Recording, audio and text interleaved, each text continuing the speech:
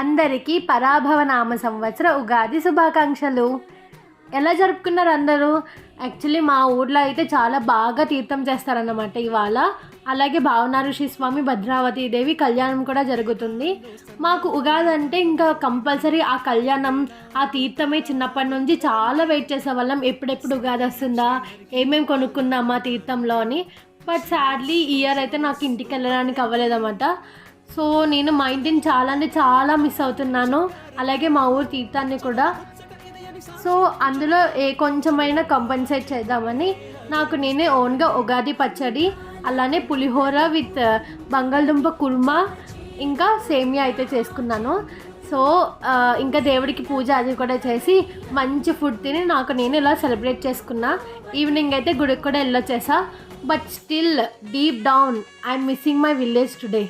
ఇవన్నీ కూడా మన అమ్మ చేతి వంటకి, మన ఊరి వైబ్కి ఎక్కడ సరిపోతాయి చెప్పండి? ఎవరైతే వాళ్ళ ఊళ్ళల్లో ఫ్యామిలీతో హ్యాపీగా సెలబ్రేట్ చేసుకుంటున్నారో I'm jealous of you ray.